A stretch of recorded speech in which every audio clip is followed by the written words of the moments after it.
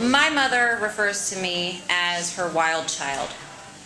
And I basically came out yelling, "I'm running wild and free!" It's not a joke. In the backyard of the 400 block of West Princess Street where we lived, that was our third home since my birth, our third home up until I was 6 years old. So I didn't want to bathe, and I just broke free of everybody butt naked and busted out. I did not care. And I still don't. I mean, I'm here nursing my child in front of you all. I apologize if there are boobs or breast milk or anything. I mean, it's life. And you find out that parenthood it's never what you thought it was going to be. It's all of that and then more and more. And as we're hearing these other stories tonight, it's like, whoa, everybody has this crazy new experience with parenthood. And there's this quote that I'm going to screw up, but it basically says that all parents damage their children. And some parents just leave smudges, some leave a crack, some shatter their children beyond repair. That child that is shattered beyond repair is my mother. And I am her fifth child. I'm the youngest of 5. And I'm here, my belief is that I'm here to be unconditional love for her and for my siblings and for everyone after me, my daughter, so that I break this cycle and it does not continue after me. The abuse that my mother endured as a child, she still speaks of to some extent, but when her father passed away, she had made her peace with him, and for that I am thankful. I'm also thankful for the protection that I had to never be in the same room as that man. And I do believe that everyone needs therapy, everyone needs to heal in some way.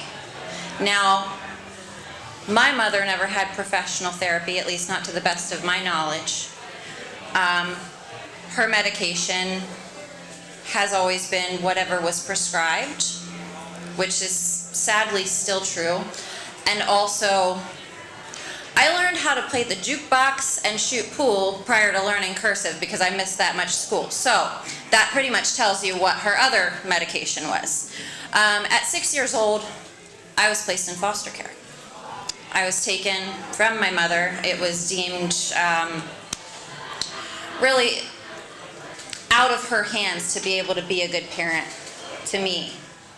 And at that point, my sister, I have 2 sisters, but my sister Casey, who is 6 years older than I, who was residing with her father at the time, came back to make sure that I was okay and to go with me wherever I ended up. Now in the foster care system, it's unheard of, or at least it was in the 90s, that children would be paired together or not separated. In our first foster home, there were about 6 or 7 girls, all teenagers, and I was 6 years old. My sister was a teen, so as we were a package deal, I had that protection of my sister. I spent the first night there alone, and I was scared. I was without my mother, who I didn't know that her ways were not okay. I didn't know that the life that we lived, going from bar to bar and, being around everybody from here to Georgia was unusual. It was unstructured. It just was wild and free. So I grieved that time with my mother, but I escaped the abuse that my older siblings endured. And I also was able to escape that resentment of my mother that my eldest sister, I think, still has. And that's okay, because our childhood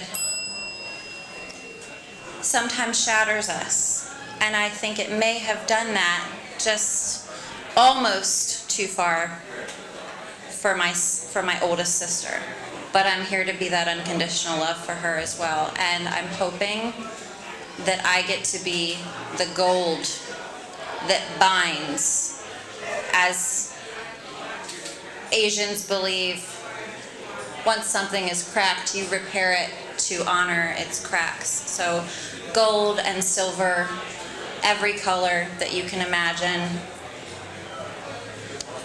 I just hope that I can do that for my mother and for everyone before me and beyond me.